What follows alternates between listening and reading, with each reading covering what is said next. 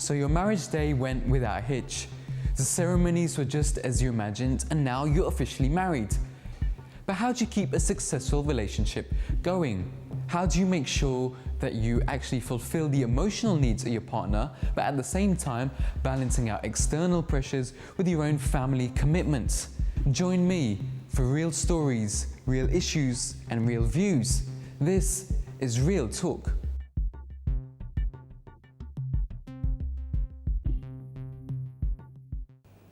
Assalamu alaikum and welcome to the show. This is Real Talk, the show that looks at issues affecting today's youth. Now today is the second in a two-part special edition we did on the topic of marriage. Now in the previous program we looked at how to find the right person and how to go through the actual arranged marriage process.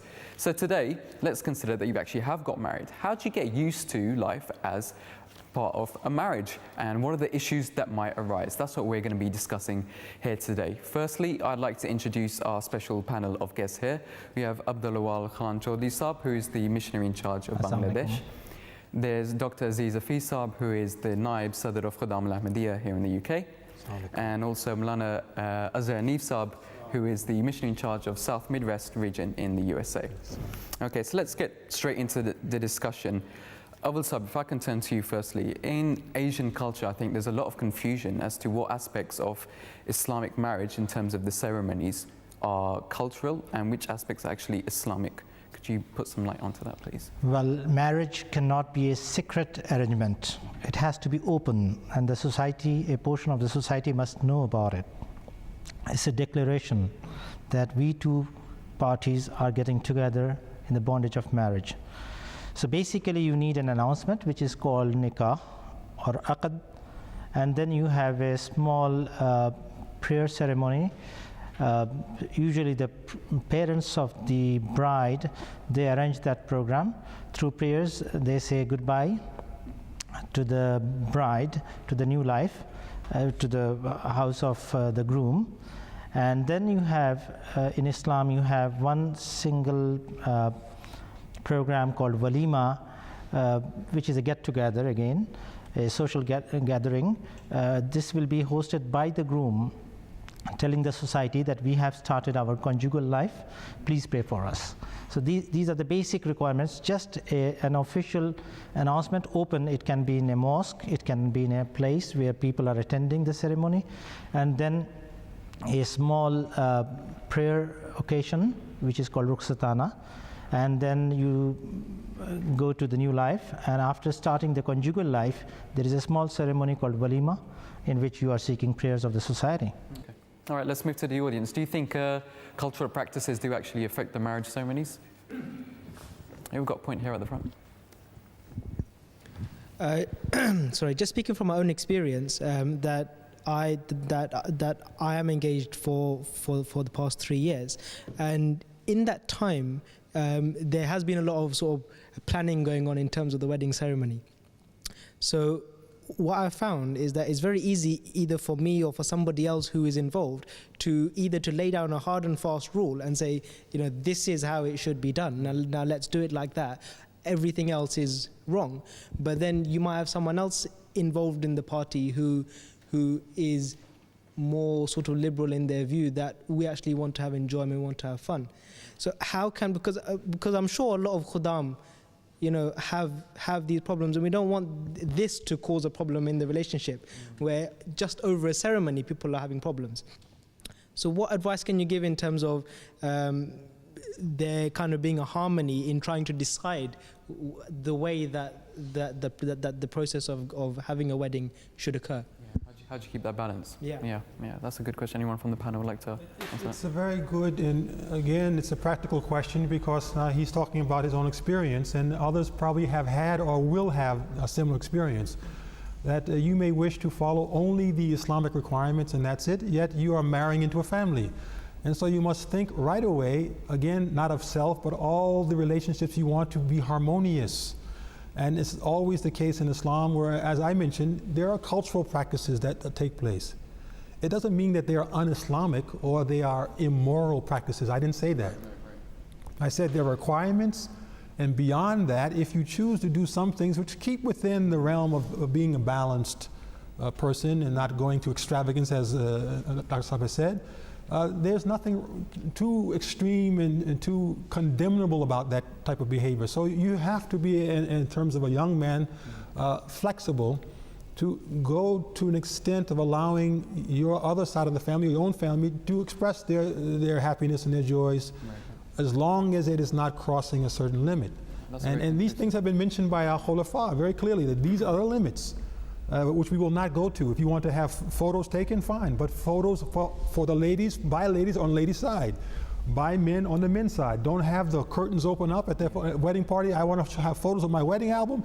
Start shooting the photos of everybody. That will not be allowed. See, so these are the things one keeps in mind to create a balance. I mean, Qasim just touched on an interesting point. They mentioned engagement. Also, is engagement, the whole concept of engagement, is that something mentioned in Islam? Well, it is practiced and there is nothing against it in Islam. There is the word khitbat nisa, that means proposal to the lady. So that is accepted. So there is a gap between the proposal and the acceptance, and in between the lines. I don't see anything against Islam in this. But coming to his point, these customs are not anti-Islamic. So this is the point Azhar Sahib was just mentioning right now. For example, preparation for marriage is an essential part of the marriage, because it is not a simple ceremony in the sense that this is once in a lifetime job. So there has to be some kind of arrangements, pre-arrangements, which will show the society that this guy and this person is getting married and that lady is getting married. In Hadith Sharif, I have read one Hadith categorically mentioning Hazrat Jabir bin Abdullah Raziyallahu Anhuma. Hazur Sallallahu Alaihi Wasallam saw a bit of colorful things around, and I think it was Mehndi he was using, kind of that. And from that, Hazur Sallallahu Alaihi Wasallam gathered that he has got married. He said, "Did you get married?" "Yes, I did, Ya Rasulallah." And he said, "Did you marry a virgin or a widow?" He said, "A widow." "Why did you not marry a virgin? It could be a better partner." He said, "I have no mother. Mother left us young, and I have a lot of young sisters to take care of. That is why I thought a widow will be a better guardian for them." Hazur Sallallahu Alaihi Wasallam was very happy learning this reply and this attitude of his. Why I'm saying this? So Hazur Sallallahu Alaihi Wasallam saw something on his dress which pointed out to the ceremony he had. So we should not take this as a matter of just passing by. It is not that. You have to be prepared for it. You have to be praying for it, and people should come and congratulate you, pray for you. You should seek their prayers and blessings. That should be the attitude. But there is no strict margin that this much and no more. Yeah. But everyone's taqwa can decide on that. Let's move on. We touched upon the nikah ceremony. So can you just talk about it a bit more? I mean, in the previous program, you mentioned that in the actual ceremony, there's a specific verse that's recited. So what's the reason behind that? What's the understanding there? There are a number of ayat of Quran which are recited. They were selected by the Holy Prophet Muhammad ﷺ to convey messages. And in those verses, the messages are given about the equality. The first message is about equality, that both men and women in this partnership have an equal duty and responsibility to one another, as Allah has assigned them the equal duty and responsibility under the law, the Sharia of Quran. Both have the requirement next to the relationships beyond themselves as a man and a woman. So I am responsible to take care of her parents as if now they are my parents. Her brothers and sisters as if they are my brothers and sisters. Her relations as if they are my relations, and vice versa. This extends the concept of marriage far beyond what most Western people think of. I mean, I often hear the mother-in-law jokes. I mean, this is part of marriage. You know, you always talk about the other side as if they're the enemy. And in fact, I think this is a topic we may talk about, but they are not the enemy. They are part of your family.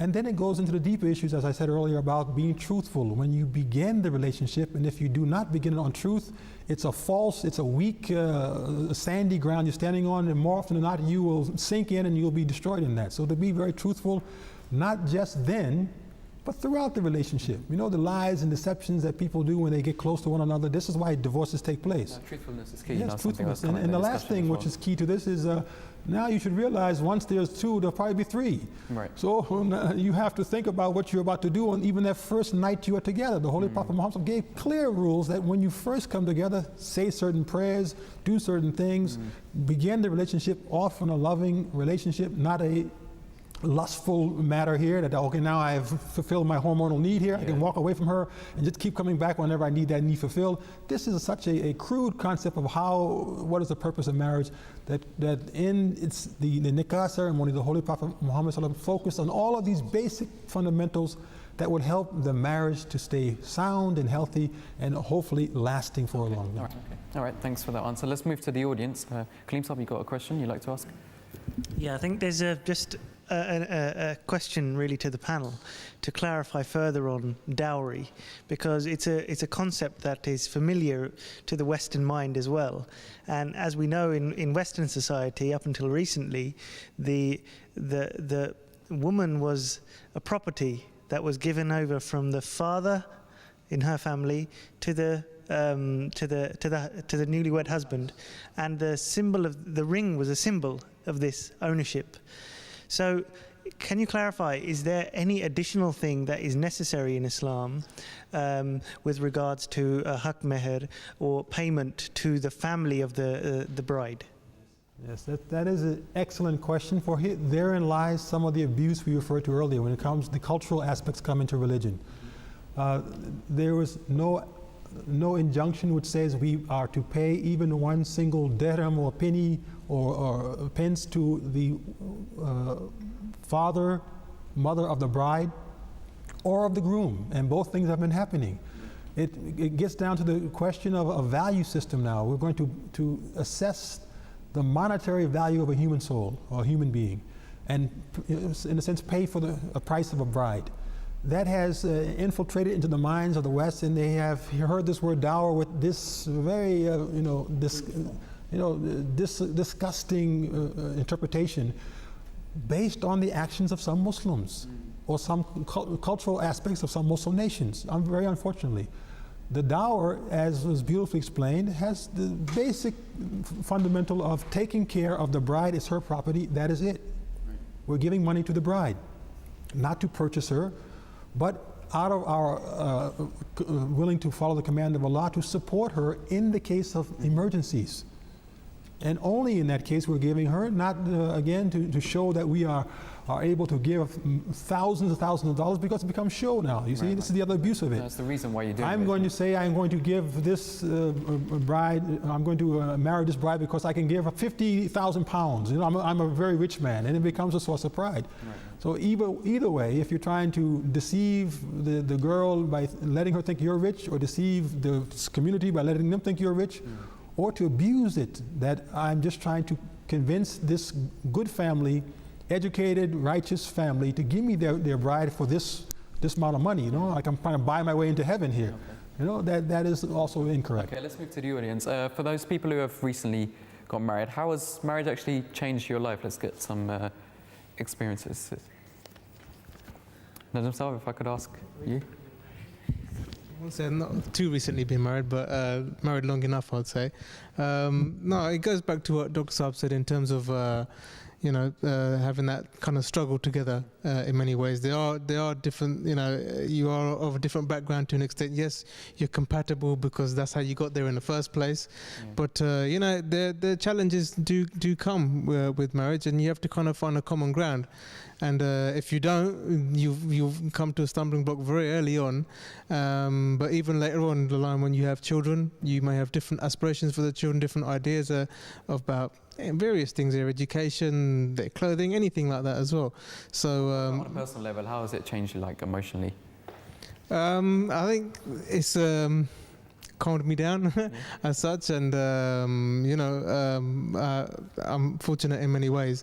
So I count myself as very fortunate, and by the grace of Allah, having children and stuff as well, that brings you much closer as well. It provides a big challenge as well, Yeah, but it brings you closer. So in many ways, it's settled me a lot more, and given me a bit of a sense of direction. And like Dr. Saab said, the responsibility is grave, but it's very rewarding when you get it right. Okay, So let's that's get a some more big views. thing. Fair point. All right, we've got a point at the back.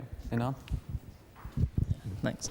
Masroor Sahib mentioned, and I believe it was Awal Sahib who also mentioned it previously as well, about Masroor Sahib mentioned about the bride going to the groom's house. Right. I just wanted to find out if it's a prerequisite or where this thing has come from, that a guy must have his own home, etc., because this seems to be a prerequisite nowadays in many of the rishtas that are flattered around. Yeah, that's a very good point. Does the bride have to be, the bridegroom, I should say, should they have to be like financially separate, stable, have his own place and everything? Is that a prerequisite?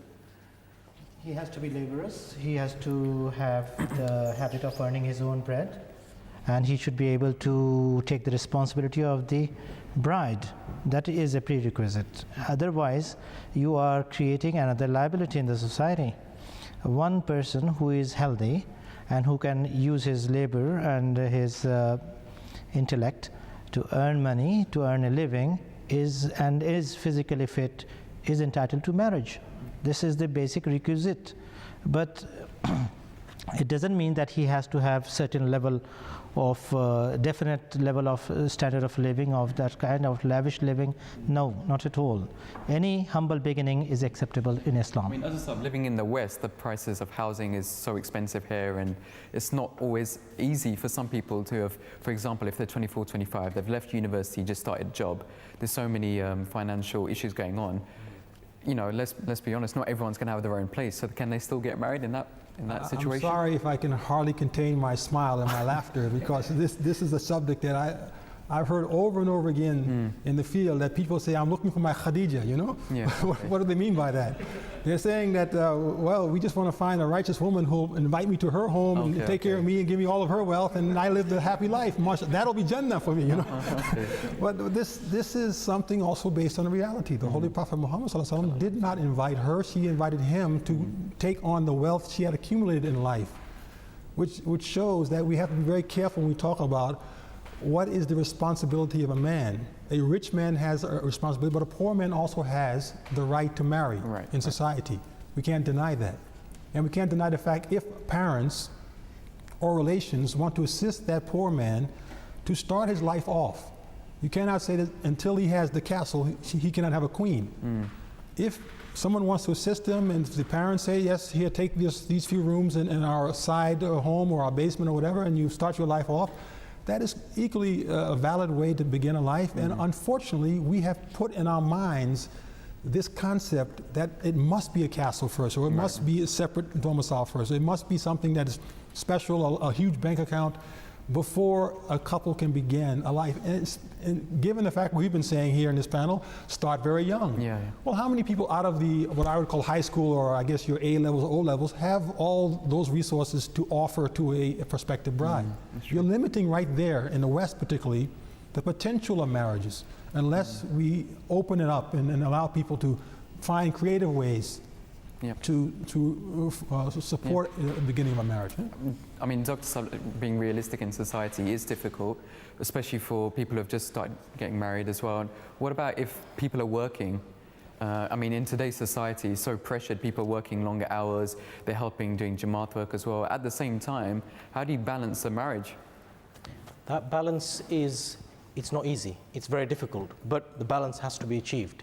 You cannot, it's very easy, you hear very many people, unfortunately, that either are working very hard for the community, working very hard for the Jamaat, but yet at times they will not give the due obedience to their families. And the excuse is given to the poor girl that I'm slaving away in the Khudam office, so surely you should accept that I'm doing work of God. But work of God is not in one particular avenue. There's many avenues. That's right. And you have to balance that. And in a family, in a unit where that's balanced, you will see that the unit will gel far better. Your wife will support you in that work rather than actually hinder you. Okay. All right. Do the audience agree with that? We've got people here, who mashallah work hard as well. Ali, would you like to just shed some light on that? How do you keep that balance? Well, just commenting on Dr. Aziz's point, that the man is slaving away in the Khuddam office and he has to do all of his community work. I think one of the key things for a successful partnership with your wife is she needs that fulfillment as well. Serving God and serving God's cause can be done in many ways. The man can stay home and look after the children while the woman also does some community work, and that also enhances the situation because the woman also has her own life. She has her own fulfillment as well. And I think that's part of the work-life balance, to make sure that the man is out there doing everything he needs to do, but the woman also gets the same opportunity, Yeah, okay, let's get one more view. Okay, Najim, you got a point here at the front.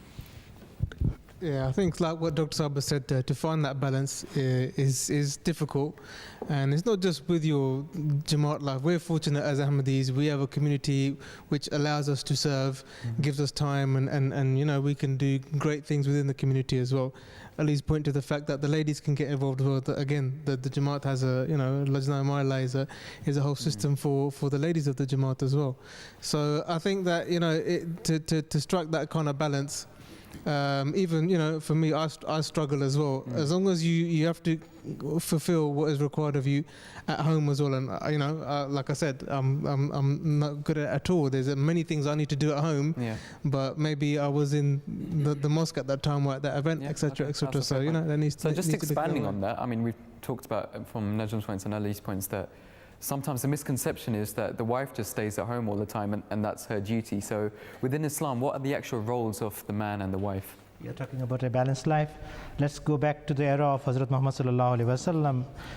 Hazrat Abu Darda raziyallahu anhu was an Ansari Sahabi, a Medina citizen, and Hazrat Salman Farsi migrated from Iran to Mecca and embraced Islam over there, and then migrated to Medina and became an Muhajir as well. And he was made brother of Hazrat Abu Darda raziyallahu anhu by Hazrat Muhammad sallallahu alaihi wasallam, and Hazrat Salman Farsi understood the philosophy of Islam and the balanced life Islam teaches. He went inside the house of Hazrat Abu Darda raziyallahu anhu, and then he found the house is in total mess. And Mrs. Abu Darda, she was moving around in a very shaky dress, and it's a very shabby situation she was in. And then Hazrat Salman Farsi raziyallahu anhu learned that Hazrat Abu Darda is voluntarily fasting today. He's not going to take part in the meal which was offered to Hazrat Salman Farsi raziyallahu anhu. Then he said, "Kul inni sa'imun." Hazrat Salman Farsi said, "No, I'm not going to take food until you break your voluntary imbalanced fasting." And then he was forced to break his voluntary fasting. And then Abu Darda raziyallahu anhu's wife said that your brother Abu Darda has got nothing to do with me. He is always calling his Allah and doing his ibadat, and he has got no business with me whatsoever. Hazrat Salman Farsi noted this point, and he went to bed early, and he saw within 1 hour or two, Hazrat Abu Darda is waking up to start his tahajjud prayers. Hazrat Salman Farsi said, "This is not the time for tahajjud prayers, sleep and take rest." Then after 2 hours again he sees that Hazrat Abu Darda is not sleeping anymore, and he is now getting ready for tahajjud. He says, "No, not even now, the time has not come."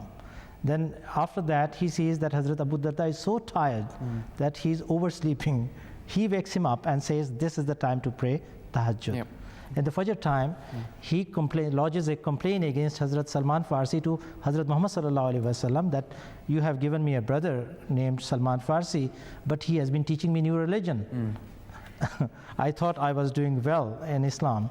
Hazur sallallahu alaihi wasallam said, "Sadaqa Salmano, wa li nafsika alayka haqqun, wa li zawjika alayka haqqun, wa ati kulla zi haqqin haqqahu."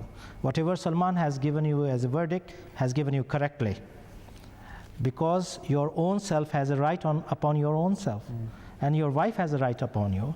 So give all the people and all the concerned people their own rights. Yeah, no, ensure that. So that is the balanced way. Yeah, that's a very valid point. Okay, all right, I think we touched on some really interesting topics there about the different Islamic roles of the husband and wife. We've got some points of the audience. I just want to take a few quickly. Yeah, Kaleem Sahib. I think sometimes this is misinterpreted as a sub's point, because it makes it seem as if Islam has a very kind of rigid patriarchal structure to it. In actual fact, when you look at it, the family structure is matriarchal. You know, paradise lies at the feet of the mother. The rahmi rishte, which we say are the mother's relatives, the mother's brothers and so on. They're the ones that are given precedence in Islam. So this is just another point to show actually the status of women. Okay. Wherever you put it is actually much higher. Move on. Inam Sahib, you've got a point as well. I actually wanted to come back to the point that Azhar Hanif Sahib made about the primary domain of the woman being in the home, as it were. But yet she is allowed to gain an education and work, etc.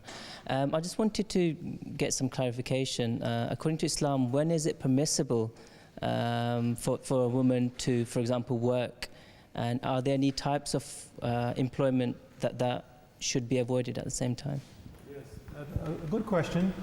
Perhaps going into a different subject matter, but talking about the woman itself, who may be your wife, and who doesn't have children, or who has older children and wishes to go out. There's no restriction, and again, there's no hard and fast rule on this. These are decisions which couples have to make. And I find that since they don't talk through these things before they get married, when they are confronted with them in marriage, they become stumbling blocks in some cases. So the discussion should be opened up as you're trying to find a good life partner. What do you desire in life? Do you desire to be mainly a homemaker? There are some women that just love to be homemakers, and this is not Islamic. This is found in Jewish culture, in Christian culture, in Hindu, and all these cultures talk about the role and the primary rights of women based on their biology, their mentality, and the facts of sociology. So in African culture, you have the same situation, but the question is so valid that the couple themselves should talk this out, not society make these decisions.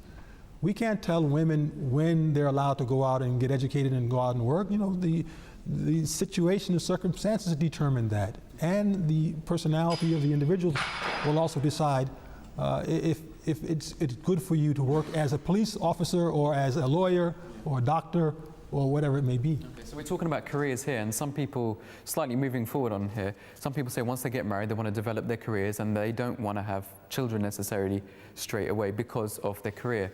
So what kind of guidance do we have on that? Is there any injunction in the Quran or Hadith that's saying that you shouldn't delay childbirth because of financial reasons? Awal Sahib, what guidance do we have on that? As far as finance is concerned, Quran has categorically mentioned that if you fear poverty and you don't take children, that is not allowed. Allah feeds you, and He will definitely feed your children and next progeny as well. We need to just move on. Are there any people in the audience who actually do have kids, and how has that affected your life? Najm Sahib, let me turn to you first. Yes, by the grace of Allah, I have 3 children, and I think that it's very joyous for those who have had children, basically. What about, you've got your own work. We're talking about career as well. How is it? In terms of work and stuff, yeah, we always, there's never enough hours in the day. Mm-hmm. You always want to spend that extra time with, with your children, because they're a part of you. They really are a part of you. So they're an extension of yourself as well. So in many ways, you don't, you want to spend more of that time with them, to look after them and to nurture them and to care for them as well. But obviously, you have a responsibility to provide for them, which you do by Allah's grace and stuff anyway. So. Just briefly, how does, for people who say that they don't want to have kids because they want to carry on their career, how would you counter that? We talked earlier about growth of an individual, and I think part of one of the greatest challenges of life is, especially in your working life, is having the ability to multitask and to be resilient. And there's no better resilience that can be developed by someone that is working long hours and being successful in their working life while managing a healthy work-life balance and spending the time that needs to be spent at home with the children. Okay. Okay, that's a great place to finish on. We just need to take a short break, but join us afterwards in the second part of this program. We're going to be discussing what happens if things don't always work out fantastically in your relationship. What can you do and how can you get over these problems as well? So join us after this short break.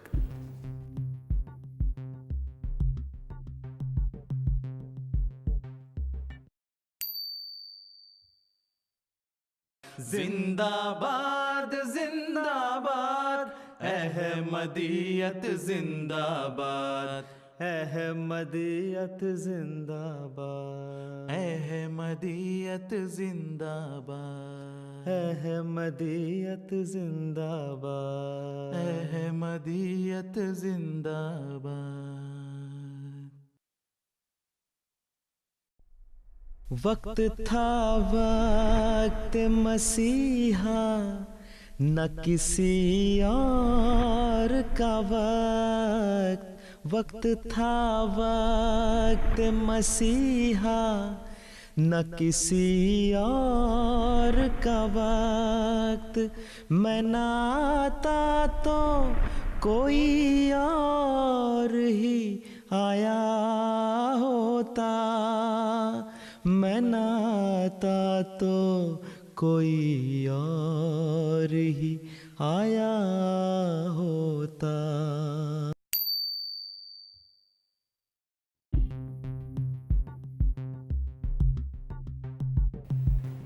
Welcome back to the show. Today we've been discussing marriage, and in the second part of this program we're going to be looking at what you can do to ease out some of the problems that come about when you first get married. We've got our expert panel with me here in the studio and also our audience as well. So let's get straight down to it. Azhar Hanif Sahab, if I could start with you, how do you keep peace and harmony going about in the household? There are some very, you could say, basic principles to keep in mind. Number one, the respect that has to be maintained in these relationships. As I talked about in one answer, that this is a relationship based on equality. Neither the man nor the woman can attempt at any point to dominate this relationship. Once that starts happening, you'll find that the conflicts will be created. So, you know, in all decisions making process, there should be some equality of exchange. And then in the end, Islam has given the man this final choice, because it had to be given to someone. But the choice gives him a greater responsibility, not a greater right to just rule as he wishes. He has to make decisions based on this consultation, as it would be in the case of the Holy Prophet Muhammad ﷺ. He's consulting his ummah for any decision he makes, but in the end he must make the decision, but keeping in view all of these opinions he has received. This is so essential to almost, you think it's a wonderful theory, but it comes down to everything you're going to do in the household, because it's like an organization, it's like a business. You have to manage it, have to run it, and you have to do it with this kind of wisdom. But unfortunately, you hear of cases where unfortunately some people actually abuse that right that they're given. The men are actually a bit too dominant, and you know, they think they can just take control at home. And that is also an unfortunate trend that has come from the societies from the East and has spilled into the West. It's a man's world. You know, we have the might, so we have the right. The women are only here in this world as playthings, as sexual objects, and they have no voice. They have no concern with what I want to do as a man. Once that attitude is created, then it's a slippery slope downhill, and I can guarantee you, for more often than not, it'll end up in a crash that'll destroy that family. Okay, Maulana Awal Sahab, you come from an Eastern background, so how would you like to respond to that? That's very important. You should be sharing and caring, and mutual consultation is a must. And at the end of the day, when it comes to the policy making of the family, Islam has given this responsibility on the shoulders of the groom, the husband. But that is not an extra facility, it is a responsibility. Okay. All right, Dr. Saab, how do you learn to compromise within the family unit? I mean, with anything, whether it's a family unit, whether it's your place of work, whether it's your place of play, you develop that over time. And as long as you both got that goal as to where we're going to end up, you will compromise, because you will know that if one person is not going to compromise, things are not going to. And I don't want to use a personal example, but I'll use a personal example. In a health point of view, our daughter unfortunately was quite seriously ill, needed to have a bone marrow transplant, and my wife and I were both in a hospital for a year, closed in an confined place with her. And obviously it was quite emotionally stressful, and we were quite distraught. At that time we made a decision that both of us will not cry at the same time because there's nobody to assist. So only one would be tearful, and it almost made us quite joyous dealing with the hardship of this ill child. So I just use that as an example of compromise. Okay, nice valid point. I want to turn to the audience. Something that causes problems within marriage is family pressures. So how do you deal with that? Let's, Kaleem, what would you like to say on that respect? I mean, with this, there's a kind of it's a statement and a question really. Is that the disagreements that happen? I mean, there's a process obviously in Islam of discussing those agreements and keeping them then, you know, the hakaman and so on. But how? What is the advice about keeping disagreements between the husband and wife? And at what stage should it be go out to the wider, if you like, the family and others? Mm-hmm. Okay, all right. Let's get some other points as well. Namzat, what would you like to say on that? Do you think the actual, when families do exert pressure, how do you deal with that? Well, obviously, as I said before, I don't actually have primary experience, personal experience of this. But I have seen quite a number of people have various issues with their marriages. And I think it's something that does need to be tackled, obviously in a tactful manner and in a diplomatic manner as well. And I think if both parties become quite rigid, then there's less likelihood of there being compromise. And similarly, sometimes I think the ego can sometimes come in, unfortunately, as well, where then families get involved and they almost think that it's a them and us sort of a situation. So I think wherever possible, that sort of an attitude must not take place. I would go back to Namzat's point. Yeah. And it's almost going back to the beginning, how you aim to build that together. And he's mentioned it becomes a them and us. If the both, again, the husband has been made in a way the primary decision maker, that responsibility is such that he is responsible to make sure it works. Even though it's an equal relationship, but he's got a major responsibility. He has to bend over backwards to make sure it works. He can't take his bat and ball home with him and say it's not work. Okay, let's bring my mother into this, let's bring my father into this. There has to be an adultness and an independence. So and when this aspect of family pressures, has that just come about recently, or do you think that's been around for? I think the family pressures there's always a degree of family pressure. It's a question of how you interpret that. Somebody mentioned at the beginning in terms of living. Do you live independently? Do you live with a... People add cultural pressures, etc., as if when the husband and wife are independently living in their own, somehow it's in some way negating their duty to their parents. There is no way negating your duty to your parents. Your duty to your parents is not confined to a physical house. It's confined to wherever they are. And there's a psychology behind that as well. When a woman is marrying to for a mother example you take, she has that relationship with her son. It's something very special. And when he is then married, there is a psychology there. The love I have with him is now shared with another woman. And it's rightfully and lawfully shared.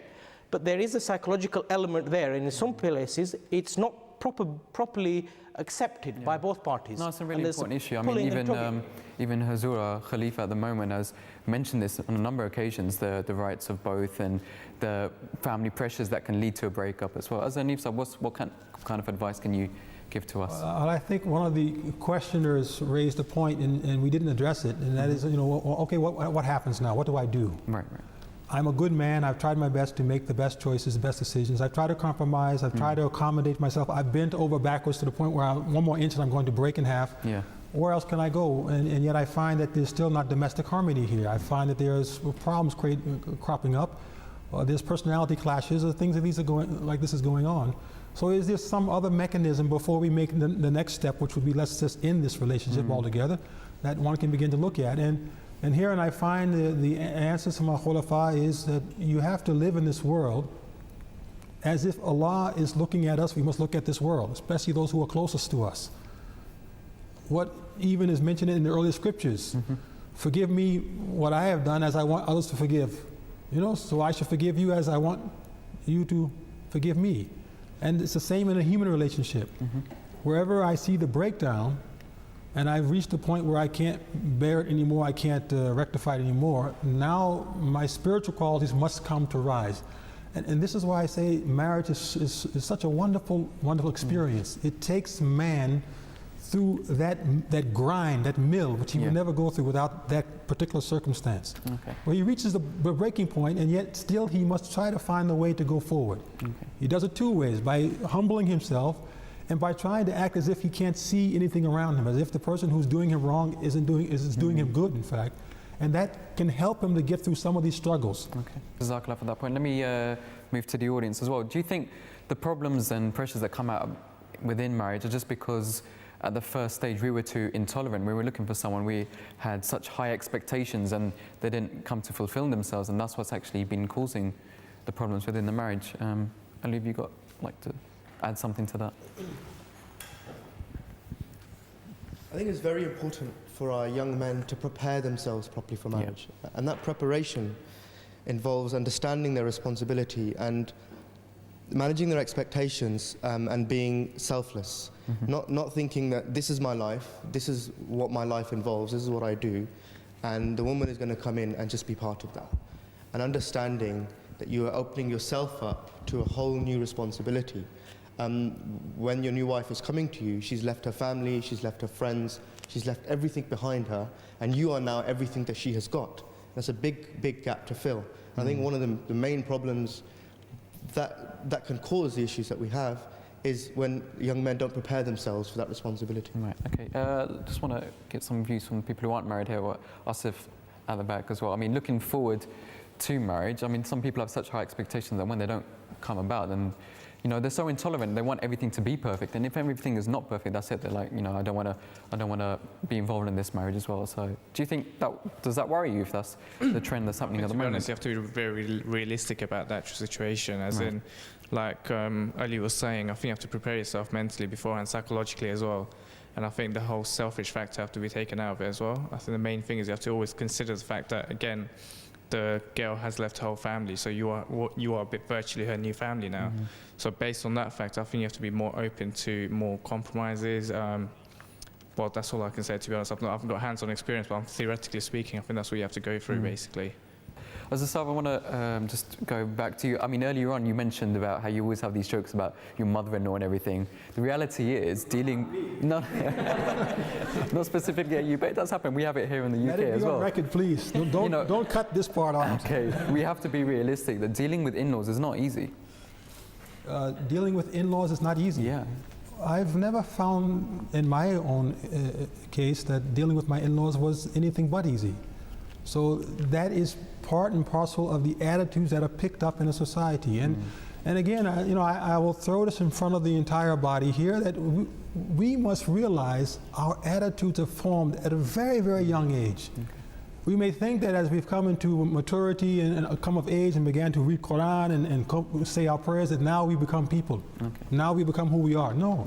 So it's Islamically, sorry to interrupt, Islamically, what relationship should you have with your in-laws? How do you involve them in your family unit? Well, again, what I'm saying is that at a young age in this society, is saying to reject, be independent, be your own self, and you have these false desires, as all have been talking about, implanted at that young age. But at the same time, as you get older, you must, as has been said, be conscientious and conscious of all these facts. Right. That's the first and foremost point. As I mentioned in the nikah ceremony, it's driving you to be conscious, to meditate, to reflect at that point where you're about to begin a relationship that includes in-laws. The arham, those who are part of the womb, and those who are part of your extended family. Right. So there can be no in-law jokes after that point where you said, yes, my contract includes not just this woman, but all those related to equally. I will love them, I'll respect them, I will attempt to be good to them.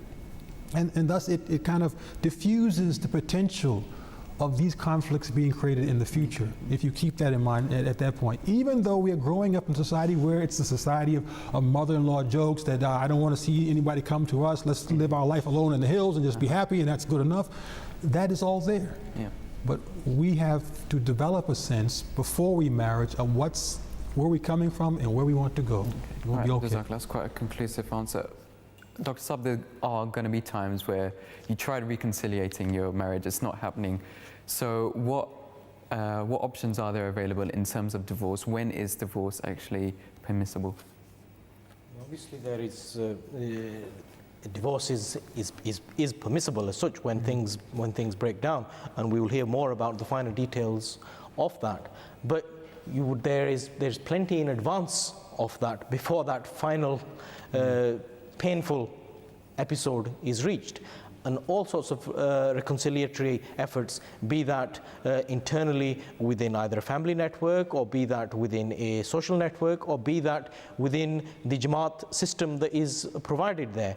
And I'm sure there's no rigid, hard and fast rules, but there should be some attempts. Sometimes a close colleague who is close to the two individuals may him or herself be in a particular position to knock some sense into the two individuals. And in other ways, the family where you would hope that may be a benefit can actually be negative in some ways, unfortunately, because a mother will always say, my son is very special, and likewise on the other side, and if they're not true and honest, things will pull and pull and pull, and you reach that stage, unfortunately. Well, so what's the, if you could just define the Islamic concept of divorce? Last resort. That is the last resort. And one should try to reconciliate till the last moment. And the Quran starts with that. When you have disagreements and bitter experiences, there's no harm in trying to reconciliate between the husband and the wife. Hakama min ahlihi wa hakama min ahliha. If they cannot resolve the problems themselves, they should call one senior member of that family and this family, and they should sit together, open up, and resolve the problems. Discuss it thoroughly and then try to resolve it. That is the way of Islamic teaching. This is the way Islam teaches us. So this is one part of that, as Dr. Saab was correctly saying. And then as a last resort, that you have to operate and get separated, otherwise you cannot go on with your own lives.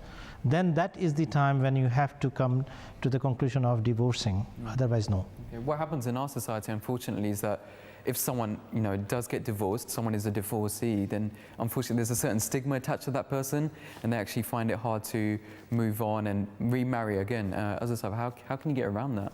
Well, when you say our society, are you referring to Britain? To here in the West, definitely. Britain? I can only give the example of in America, they don't mind whether you're a divorcee or you're single, or you've been married 50 times. You got the money, you got the looks, you got the everything else. They're ready to jump in the relationship. Yeah. Perhaps in the East we're referring to this stigmatization that once a woman has failed and once in her life, she's always going to be a failure. There's something defective about her. There's something that the factory made was missing, and therefore that's a tainted property, never touch it again.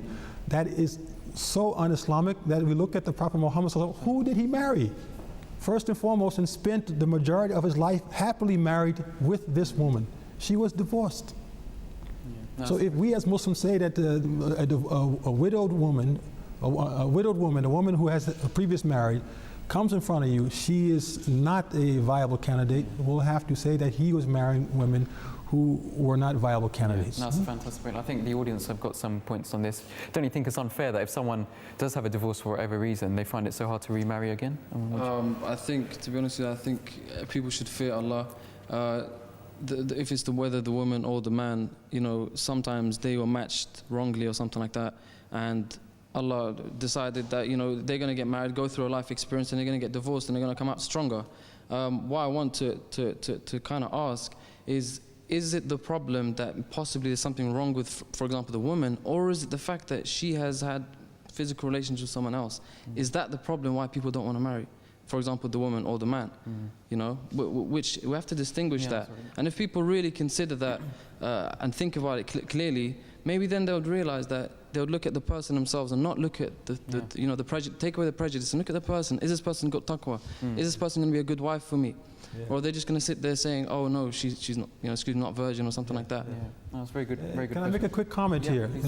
I started out by saying something which I've hardly heard mentioned in this whole discussion about men and women, and that is the sexuality concept here. We're talking about that we want virgins.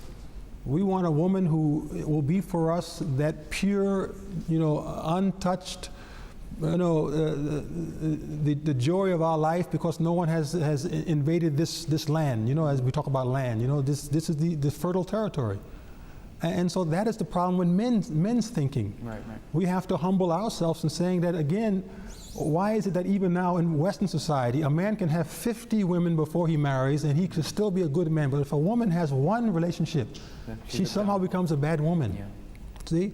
And the same with us in terms of the West. We think that because a woman is living in the West, somehow she is tainted. Let me go to the East and find a virgin, beautiful bride, because she somehow is perfect. It is this men's attitude that also interferes, and he's absolutely right that we need to check those attitudes and see them. I will, yeah, go on. If you'd like to, Dr. Saab. These stigmas are not just purely a stigma of divorcee. They are racial stigmas. Is your partner black, white, yellow, African, Australian, American, Scottish, Irish? There's all those your human prejudices, and those prejudices can be racial, sexual, they can be divorcee, non-divorcee, caste, a whole host, and they can be equally within the East and equally within the West. And it's an issue of, do you allow yourself to tolerate those prejudices, or do you clean yourself of those prejudices? Abul Saab, do these prejudices actually happen in Eastern culture as yes, well? Yes, they do happen over there, and a lot of them happen. But the solution remains in the hand of a pious person, that inna akramakum indallahi atqakum. You have to look into the piety of the people you are deciding about. So the piety and the chastity, these are the criteria you have to consider. Otherwise, this Bhuiya is not going to marry that Bhuiya, and this Chaudhry is not going to get married with that person. This goes on. He was mentioning about caste and racial differentiations. This is very common in the subcontinent, and this is not Islamic at all. Okay, so one thing I just wanted to confirm, Islamically, if someone has been divorced, there's nothing saying that they shouldn't remarry. There's no stigma attached to them. Quran has said the divorcee should get married. And she has to wait a certain time, and after that she is free to get married and settle in life. There is nothing wrong, but moreover, it has been inspired by the Islamic teachings. Among the Muslims, it has been taught that you better resolve the problems of the divorcees first. So divorcees should be addressed properly, and that problem is existing in our society. The young generation, the potential brides, grooms we get around, they should make it a point to resolve any problem if they can. This is not an imposing comment I am making. This is an advice that we should try to make sacrifice for those who are suffering.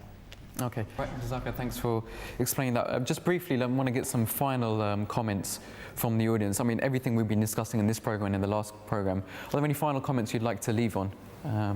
At the front, Qasim's got a point. I think we should take things sort of right down into the heart when we're talking about marriage. And I think we've talked a lot about sort of equalities and things like that. But right in the heart, when there's a husband and wife who really want to make a go of it, if they really try to make themselves as one, then these issues of equality and who is the dominant figure and who is going to stay at home with the children, they for some reason don't even come anywhere near the picture, because they are thinking that what is best for us as a couple, and we're not a couple, we're one. Okay. You see? All right, Jazakallah, thanks. Wahid, what can you take from the discussion we've had today? What have you picked up on? Well, I mean, obviously the marriage has been highlighted as an important institution, and I'm glad that the panel have actually opened upon the issues that youths are facing today, such as those of divorce, because it is on the increase within our community as well, and it's important to highlight those issues and those surrounding those. Okay. All right, Inam Saab, any final comments? Well, for me personally, it has been quite informative. I think the views have been very, very balanced overall and quite sensible at large. Yeah, okay, and let's take one more view. So, basically, what I'd have to say is that marriage is a journey, and you have to take it upon being basically patience, show patience and steadfastness, and you have to just travel in that journey and learn something, basically. And if you compromise, then the issues of separation and these sorts of things will diminish. If you always think you're doing it for the sake of Allah, and you remember that the utmost thing and pray for each other. That's the most important aspect of it. Okay, Jazakallah. Right, we need to wrap up. Maulana Awal Sahib, if you could just give us some general comments of how would you like to leave this discussion today? Marriage is the best gift you can have in your life. Hazrat Muhammad sallallahu alaihi wasallam has said, from the worldly gifts, from among the worldly gifts, if you have a pious lady at home as your wife, she is the best gift Allah has given you in this world. So we should make the best of it. Quran Sharif has categorically said in Surah Rum that this is a sign of Allah that He has created love among the husband and wives. So this is something precious. This is not about arguing that I am better and you are less than me and this and that. No. This is something we should nurture and make the best of it. That's what I wanted to say. Dr. Saab, what kind of final comments would you like to leave with us? I would add on to that in terms of Islam creating love between man and wife. And there's a misnomer sometimes that Islam is sometimes a boring religion. If you look at an example amongst us, Hazrat Khalifatul Masih Rabi Rahimahullah Ta'ala, when his dearly beloved Begum Sahiba passed away, the poem which he wrote in her memory was probably one of the most deepest love songs that I have ever heard. And it is very moving, and it shows that true love within Islam is very unique and very blessed. We are addressing the young men, and what I would say to them is don't wait. Life is passing by, one never knows. There is someone there waiting for you as well. So the Holy Quran has talked about Adam and Eve, that every Adam has been already given a pair. God created everything in pairs. The Eve is there. So one should never feel defeated that it seems impossible. I have problems with family, with searching for someone, having confidence that this will be the right one, working out all the issues when we finally get together. At the end of the road, making this a long-lasting, happy marriage. No. The prayer we are taught, Rabbana hablana min azwajina, oh Allah, grant us from our wives, wa dhurriyatina, and those who will come, our children, qurrata ayun, make them those who will be the joy of our eyes. And more important, waj'alna lil muttaqina, and make us for the righteous people imama, models, because this society, Western society particularly, needs right now young men stepping up, showing them marriage is a good institution, it works, it has benefits, it will be here forever if you just give it a chance again, as we're giving it and showing you how it does work. That's what we need Qudam to do right now, and do not wait. Do it as soon as you can, and Allah will bless it, inshallah. That's a really beautiful prayer in the Quran as well, and I hope that it'll be an inspiration to all the Qudam who are listening as well. So you've heard what we think here in the studio, but what do you think at home? Remember, you can always get in touch with us. The email address is realtalk@mta.tv. Our website address is mta.tv/realtalk, and our Twitter webpage address is there for you at the bottom of the screen as well. I want to thank all of our guests here. Thanks for your advice as well and your scholarly discussion, and thanks for everyone here in the audience as well. Hope you can join us again next time for more Real Talk, but until then, Assalamu alaikum. Is it getting harder for students to find jobs? Official unemployment figures have been creeping steadily upwards over the last few years.